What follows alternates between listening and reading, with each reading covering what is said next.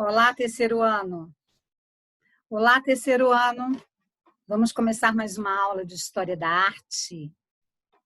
E nesta aula, nós faremos uma revisão para os conteúdos, dos conteúdos da nossa prova. Lembrando que nesta prova, você vai encontrar os seguintes assuntos: Renascimento, arte renascentista, arte neoclássica, classicismo de uma forma geral, arte romântica, internacional e romantismo brasileiro, tá? Então, são esses assuntos. E barroco, barroco internacional e barroco brasileiro, mas com mais ênfase no barroco brasileiro, ok? Então, nessa aula, o que nós vamos fazer? Vamos fazer alguns exercícios. Eu vou apresentar as telas desses exercícios, basta que vocês acompanhem comigo a resolução e os comentários.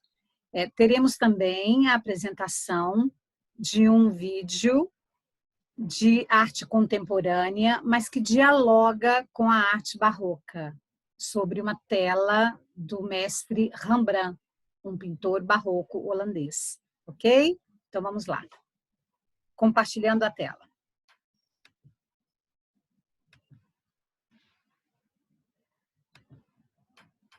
Muito bem. Começando pelo exercício 8, sobre renascimento. Ok? Então, vamos juntos.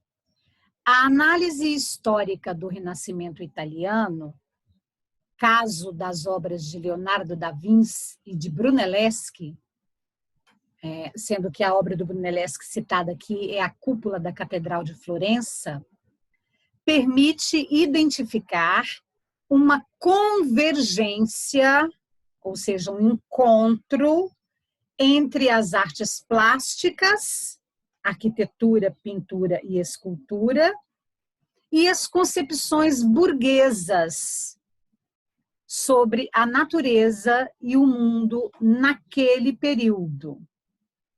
Acerca da relação entre artistas e burguesia, é correto afirmar que ambos. Letra A. Antes de ler os itens, vamos pensar um pouquinho sobre esse enunciado. O que o enunciado nos traz? O que ele nos convida? O que ele nos aponta?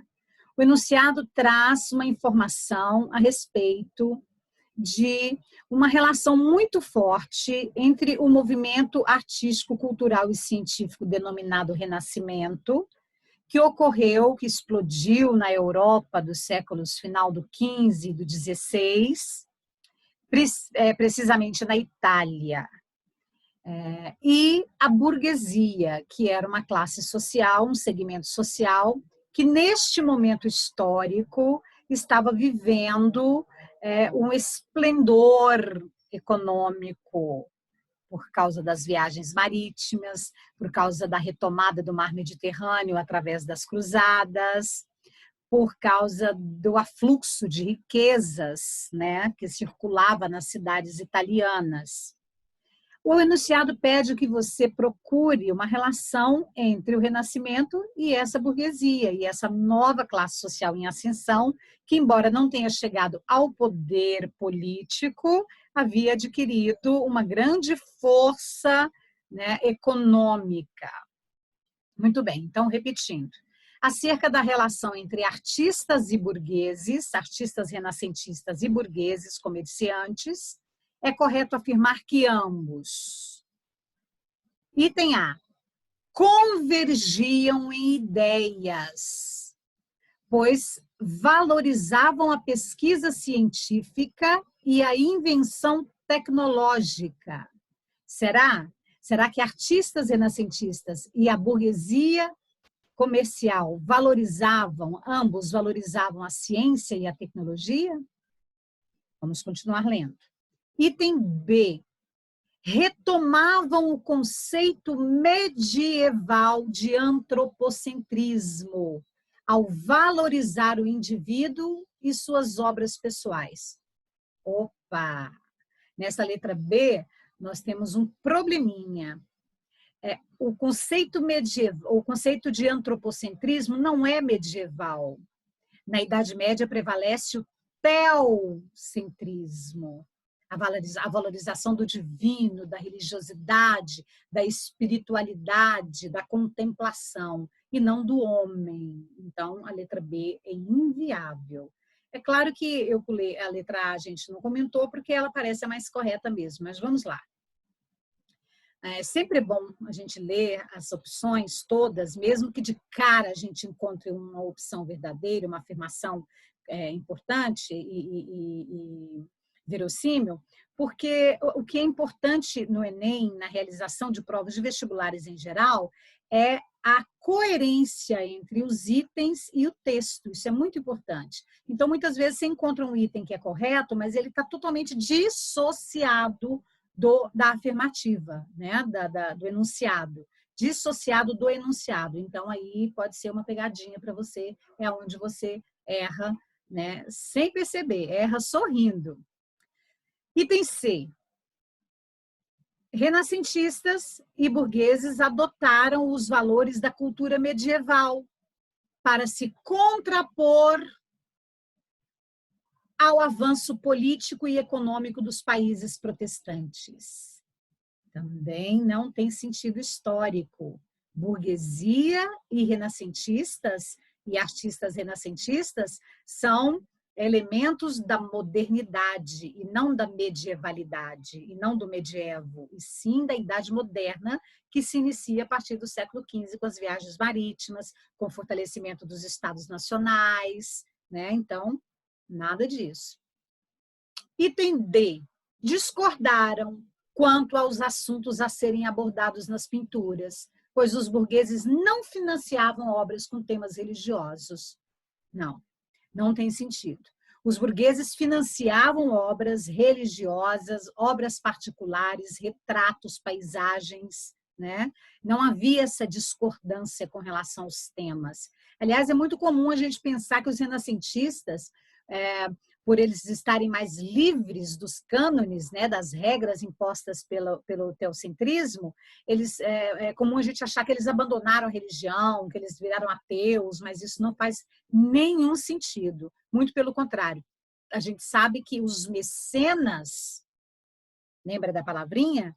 Patrocinadores da arte renascentista, eles vinham de 3 grupos sociais. Eles vinham da nobreza, eles vinham do clero, dos sacerdotes e da burguesia.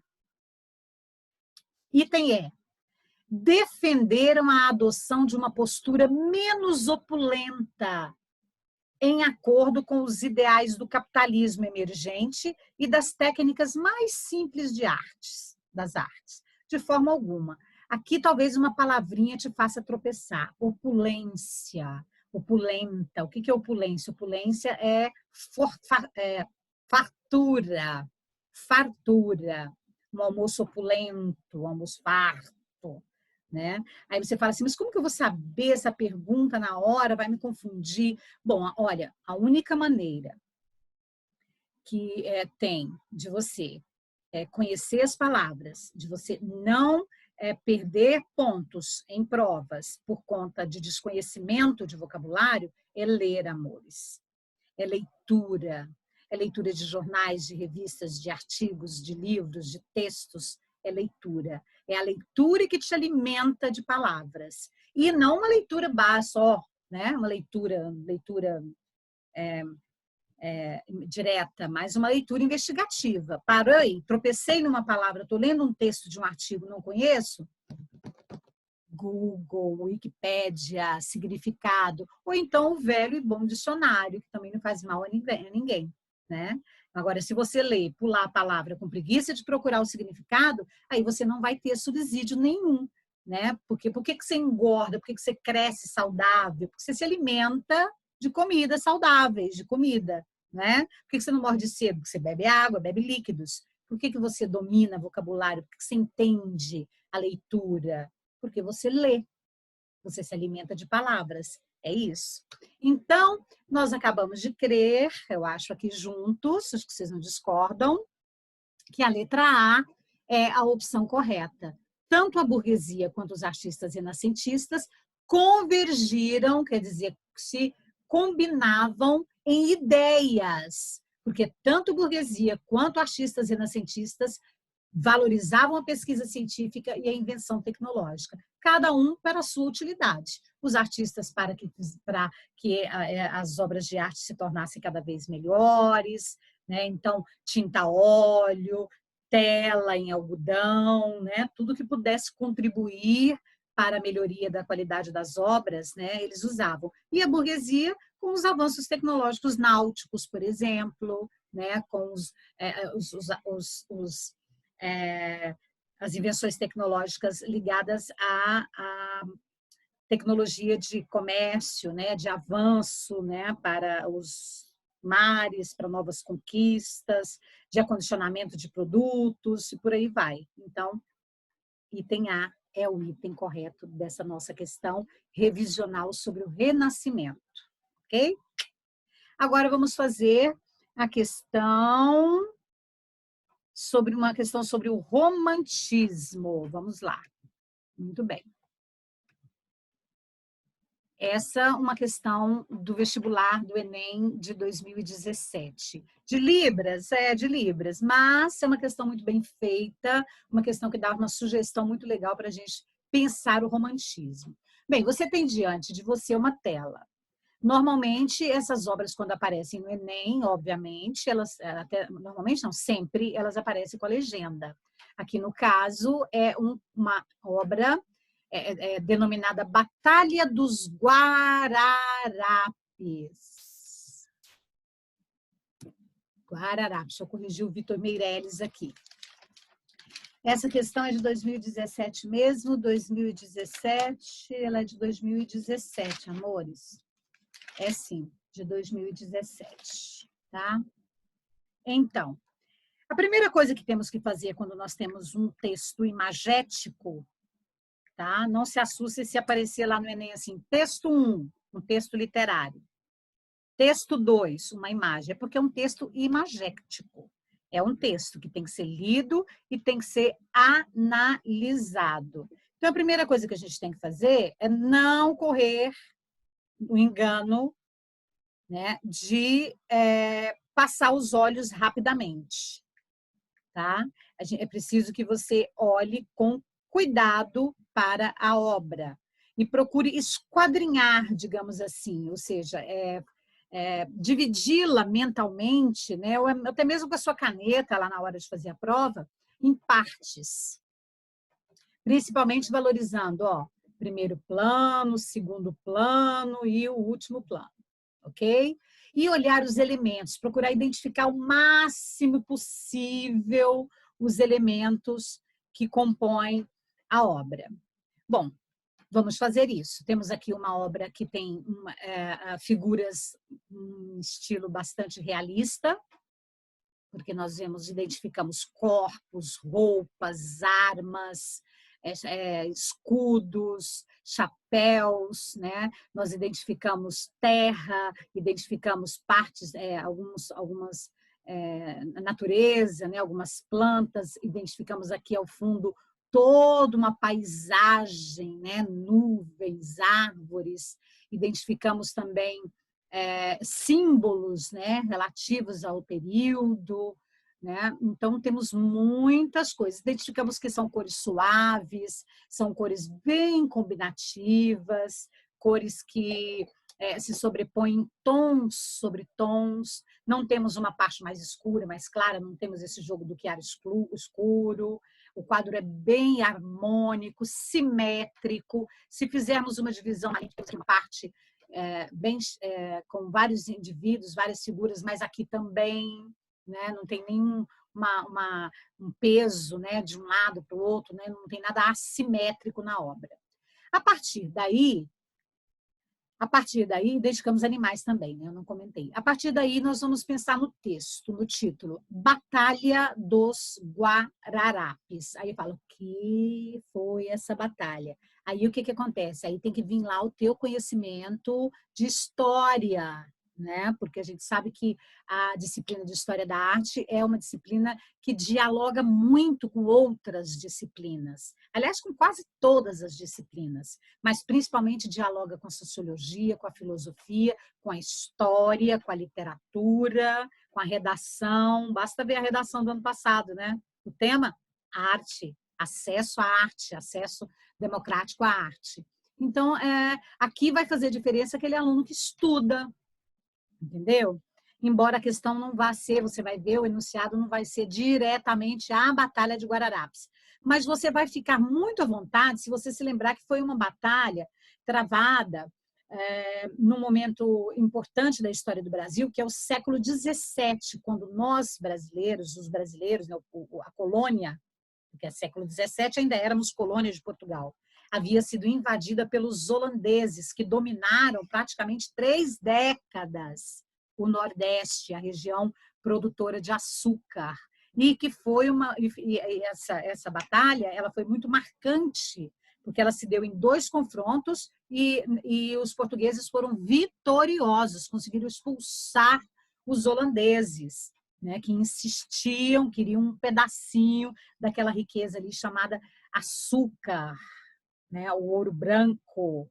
Então, é uma batalha que está dentro do contexto da invasão holandesa de Maurício de Nassau, da Companhia das Índias Orientais, no Brasil. Tá bom? Mas vamos à questão em si. Felizmente, a questão é sobre arte em si mesmo, o que tem acontecido bastante. De 2017, 2018 para cá, o Enem tem ficado bem conteudista e bem objetivo nas questões. E o enunciado é: pertencente ao romantismo, ufa, quem não está lembrando, quem não está sabendo, quem esqueceu, quem não sabe que Victor Meirelles é um pintor romântico, formado pela Academia Imperial de Belas Artes no Brasil, aluno de Pedro Américo, está salvo. Pertencente ao romantismo, a obra de Victor Meirelles caracteriza-se como uma... Então, nós temos uma questão que pede características do romantismo no Brasil. Item A, uma descrição dramática da guerra.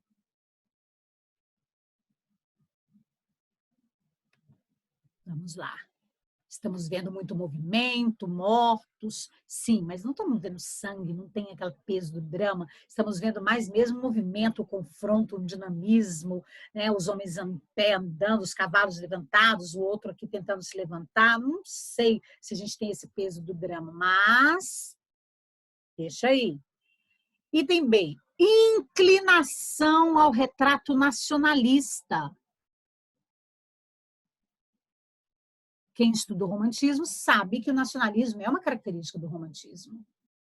O romantismo no Brasil, especialmente, porque nós estávamos em processo de formação da nossa identidade nacional no século XIX. Éramos uma recém-nação, né? uma nação que estava nova, que surgiu a partir de 1822, com a proclamação da independência. Vamos ao item C. Estilização das revoltas populares. Bom, Batalha dos Guararapes não é uma revolta popular, é uma guerra entre Portugal e Holanda, né? Claro que teve populares, participação indígena. E depois as figuras não estão estilizadas, o estilo é realista. Eu reconheço aqui as figuras com bastante realismo, né? A gente sabe que o romantismo brasileiro ele tem o traço, o desenho realista, academicista. A temática é que é romântica. Item D, construção da identidade brasileira. Construção da identidade brasileira. É uma questão difícil, né? Uma questão cheia de polêmicas. Cheia de polêmicas, não, cheia de dados assim parecidos. Item E, representação de obras francesas. Bom, não é uma obra francesa, é de Victor Meirelles. Né? Baseado no romantismo francês? Sim, mas não. Então, ficamos entre a letra B e a letra D. Mas preste atenção no enunciado. Pertencente ao romantismo. Pertencente ao romantismo. O romantismo como movimento, como um todo. O que o romantismo tem de comum, seja ele brasileiro, seja ele europeu? A questão nacionalista. Entendeu? A questão nacionalista. Então, é mais abrangente. Sabe? Vamos pela questão mais abrangente. Item B de beleza, de bom sucesso, de boa semana, tá bom? Então, letra B. Muito bem. Faremos agora uma questão sobre o barroco. Vamos lá.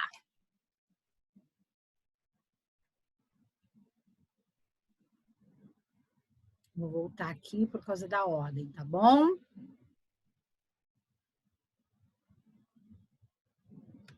Eis a questão. Uma questão de nível fácil. Só de olhar, quando você vê assim essa questão conceitual, né, é uma questão considerada de nível fácil, desde que vossas senhorias, meninas e meninos, maratonistas, estejam estudando, porque pode ser um risco. O barroco surge como uma resposta no campo artístico ao protestantismo.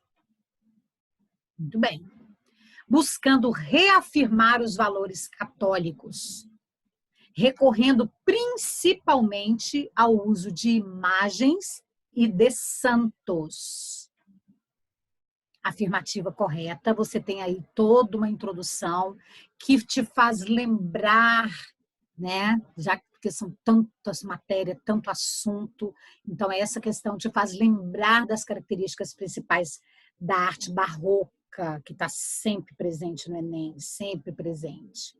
E é verdade, o barroco tem uma propaganda contra-reformista, contra a reforma protestante. É verdade, sim, o barroco foi um movimento artístico utilizado com muita intensidade pela Igreja Católica para reafirmar os seus valores, seus dogmas, e não perder os fiéis. E eu vou aproveitar a questão para te lembrar que isso se dava ao fato de que o barroco é um estilo que apela para o emocional, que apela para o drama, entendeu? Que tem força de coração mesmo, que deixa o espectador embasbacado, envolvido, não só pela questão técnica, porque as obras são muito caóticas, né? Elas têm muitas imagens, muitas figuras, muitas expressões faciais, né? Muito drama. Lembremos de Goya, lembramos de Delacroix,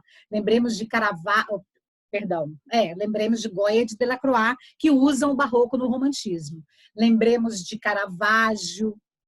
Então, ok. Entretanto, cuidado com esses adjuntos adverbiais, né? Entretanto, porém, contudo, todavia. Isso aí é, pausa e respira, porque o entretanto é perigoso. Entretanto, o barroco se coloca como oposição a um outro movimento artístico do século XVI, baseado na racionalidade e na busca da simetria em suas produções artísticas. Então,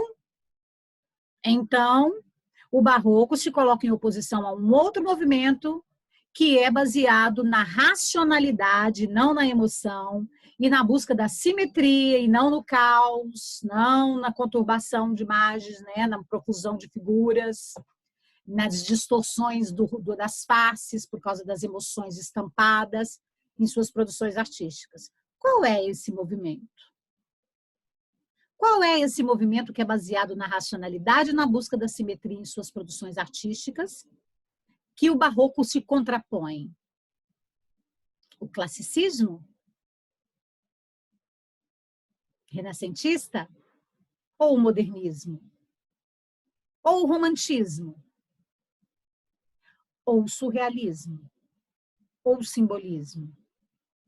Questão fácil. Eu disse que só se você não tiver estudado mesmo, entendeu? Porque realmente nós temos aí o que o barroco, né, de fato, se contrapõe ao renascimento, ao clássico, ao simétrico, à pintura suave, à pintura delicada, a expressões leves no rosto, porque, segundo os clássicos, as expressões emotivas, né, humanas, características do homem, quando transpassadas para a arte, deformam as figuras. E o classicismo não trabalha com deformação. O classicismo trabalha com o belo, com a estética clássica greco-romana e renascentista, assim como o neoclassicismo também. Então, item A, muito fácil, nem precisa de imagem, não é?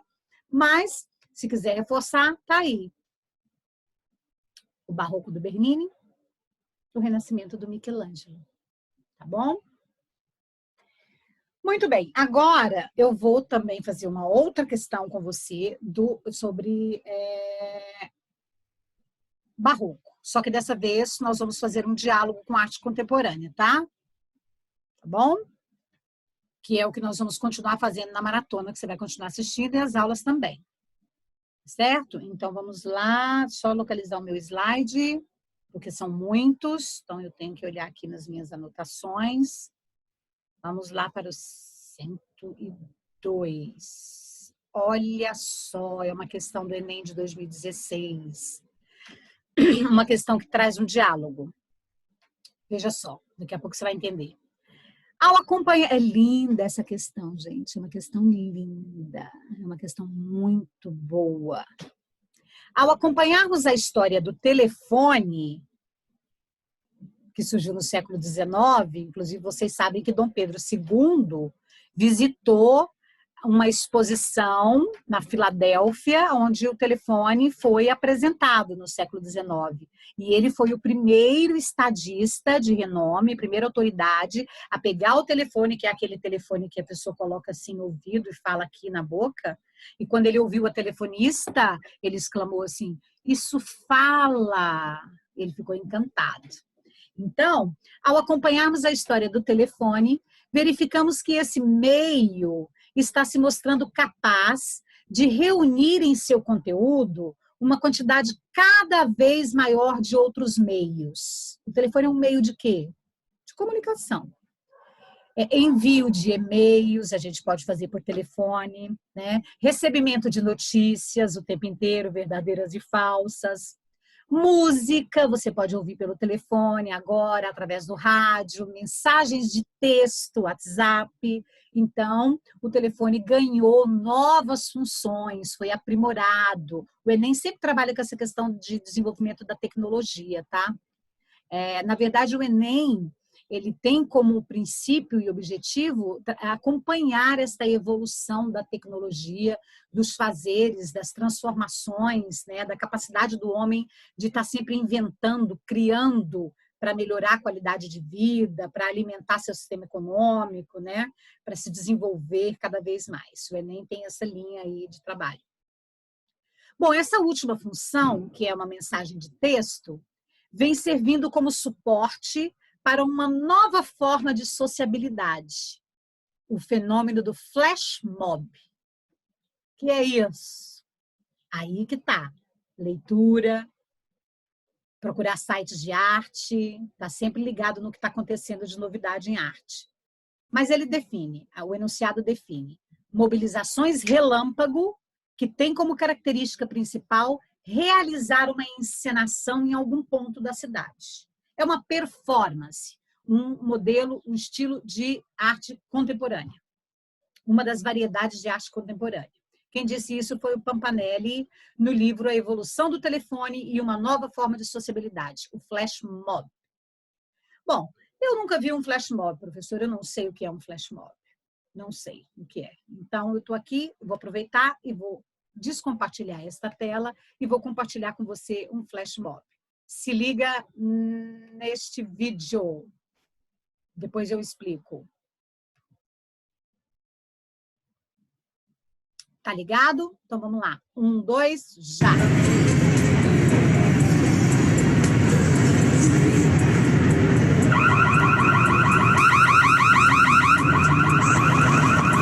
Presta atenção nos detalhes. É um shopping center.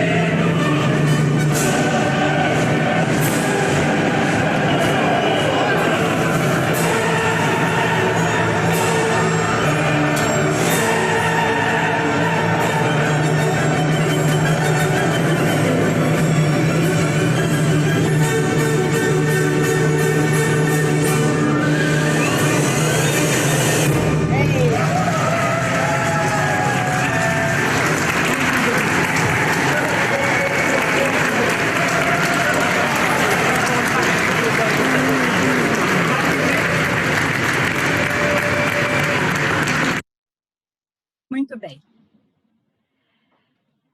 Isso é flash mob. Então, o que aconteceu neste vídeo? Esse vídeo é um vídeo que foi gravado por pessoas nos seus celulares e pela administração de um shopping center na Holanda, terra de Rembrandt. E a ideia do flash mob, dessa movimentação, como a gente viu ali definido na questão, era apresentar um quadro muito famoso do Rembrandt, denominado Ronda Noturna, que é um quadro barroco, do barroco nórdico, dos Países Baixos. E então, o que aconteceu? As pessoas estavam num dia normal, no shopping, e começaram a perceber coisas estranhas entre elas. Vamos ver de novo? Só para você ter uma ideia, agora sabendo o que é. Então, vamos lá, eu vou interrompendo e explicando. Então, as pessoas estavam aqui no shopping, tranquilamente, criancinhas, de repente começam a surgir figuras estranhas. Primeiro o alarme soa, aí aparece uma pessoa vestida com uma roupa diferente, e a pessoa chamou a atenção de algumas pessoas, de repente começaram a surgir cordas, e aí aparece a guarda do século XVII, olha, a cavalo dentro do shopping, um anão que vira comum, pedindo para as pessoas saírem na frente, o rapaz mal vestido continua a correr, dois oficiais aparecem, armados com lanças, uma galinha e uma mulher, saindo de uma aldeia originária, aparece, soldados, uma banda, e aí, tcharam, finalmente, o rapaz tentando fugir de algo, cai e é capturado. E olha só, é emocionante, né? As pessoas ficam boquiabertas, porque eles recriaram, então, um momento, que é de um roubo de galinhas, um ladrão de galinhas, que atacou uma aldeia e está sendo perseguido pelos oficiais, está sendo perseguido pela polícia no século XVII. Então, depois o quadro é montado e cai esse painel, fechando no quadro, e as pessoas entendem, então, que trata de uma encenação que remete à obra Ronda Noturna do Rembrandt, que é muito querida, da população dessa nação. E isso é um flash mob, e que acontece em vários lugares, às vezes é só dança, música, principalmente dança contemporânea, street dance, street art, aparece assim em vários lugares, tem ocorrido muito no mundo, que é sensacional, acho sensacional. Mas essa eu acho sensacional ao cubo, porque ela trouxe uma obra maravilhosa. Para quem não conhece a obra, vou te mostrar, tá? Vou interromper o compartilhamento aqui. Vou voltar para os nossos exercícios. E aqui está Ronda Noturna do Rembrandt. Veja, as pessoas, as vestimentas, claro, um detalhe ou outro diferente, mas olha a banda, os oficiais, as armas. Então, essa é a obra do Rembrandt, a Ronda Noturna. Voltemos ali na nossa questão, no enunciado, em que o Pampanelli, então, ele faz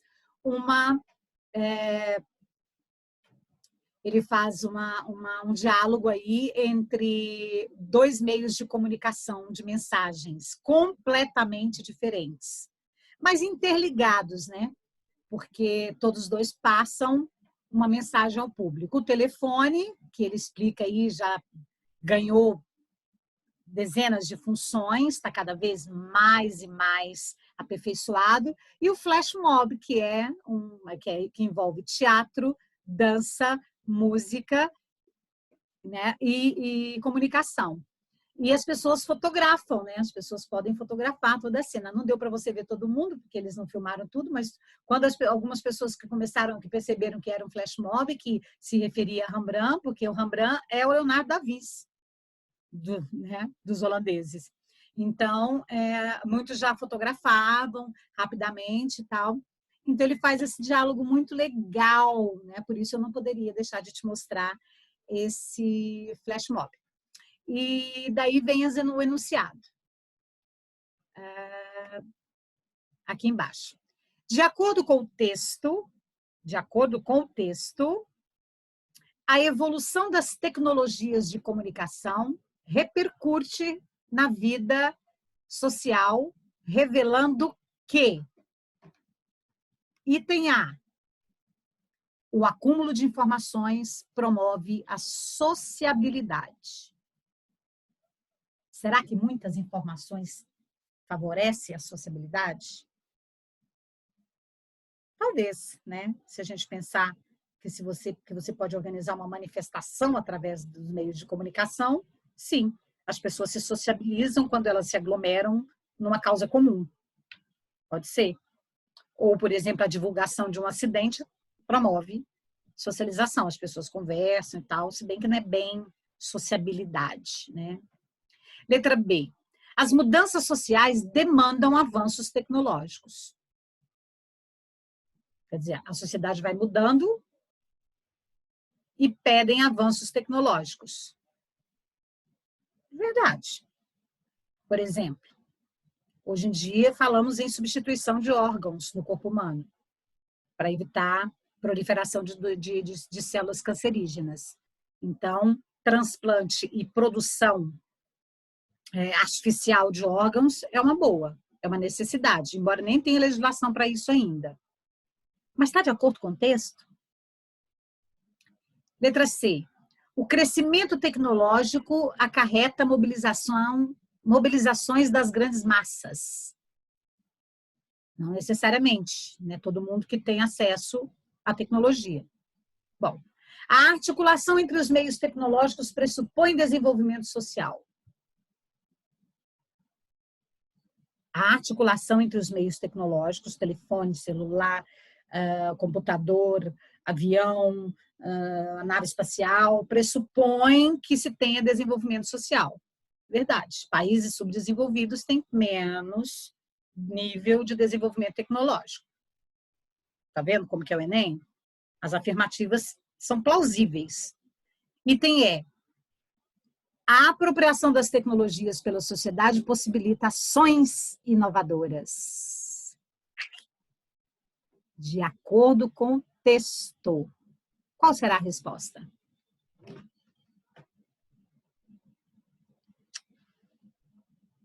Letra E. Ações inovadoras. Flash mob é uma inovação que é permitida através da evolução tecnológica. Fechado? Entenderam? Então, moral da história, cuidado com as questões, leiam bem as questões. As questões de história da arte sempre trazem textos grandes, sempre exigem que vocês estejam bem afinados com a questão de leitura. O Enem exige isso, o Enem ele procura promover essa interação das pessoas, né, dos jovens, dos vestibulandos, com o que está acontecendo. É importante. E não é só por causa do Enem. Nós, como seres humanos, como cidadãos, nós temos que estar atentos ao que está acontecendo. E é muito comum a gente perceber, a gente ver nas provas atualidades, as provas, principalmente, olha, o Enem, a FUVEST, a UNB, né, tem trazido muitas questões atuais, relativas à atualidade, há muito tempo, inclusive. Já aconteceu, por exemplo, na FUVEST, um assunto acontecer, um fato histórico acontecer em setembro e estava lá na prova em janeiro, em dezembro. Né? Contrariando aquela ideia que a gente tem assim, eles têm um banco de dados, aí eles vão lá e no banco de dados e selecionam. Não, às vezes, né, tem algumas universidades que primam por essa questão de estar bem atualizados, como é o caso da redação do ano passado, que tinha tudo a ver com essa questão de censura, de acesso à arte, né, por causa da falta de estímulo, né, a arte e a cultura, no caso especial no Brasil. né?